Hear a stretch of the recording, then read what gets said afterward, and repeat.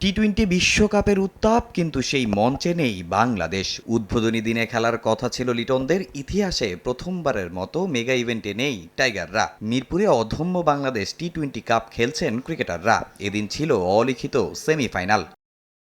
Final আগেই নিশ্চিত করেছে লিটনদের ধূমকেতু একাদশ। শেষ ম্যাচের টিকিট নিশ্চিতের লড়াইয়ে মুখোমুখি দুর্বার ও দুরন্ত একাদশ।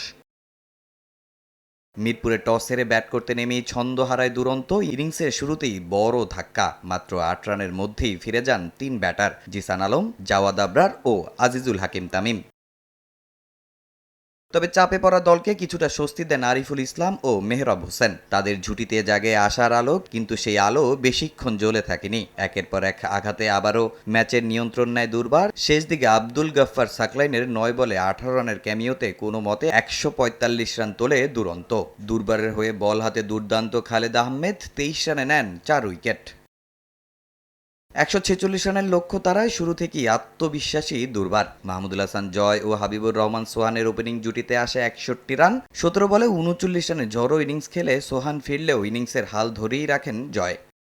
৩ নম্বরে নেমে অধিনায়ক নাজমুল হোসেন শান্ত ব্যর্থ হলেও ম্যাচের গতি হারায়নি দুর্বার। দায়িত্বশীল ব্যাটিংয়ে ৫০ তুলে নেন মাহমুদুল হাসান জয়। শেষটা তখন শুধুই আনুষ্ঠানিকতা। সোহান ও আফিফ হোসেনের ঠান্ডা মাথার ব্যাটিংয়ে ১৫ বল হাতে রেখেই ৭ উইকেটের দাপুটে জয় তুলে নেয় দুর্বার একাদশ। জায়গা করে নেয় ফাইনালে ৪ উইকেট নিয়ে ম্যাচ সেরা খালিদ আহমেদ।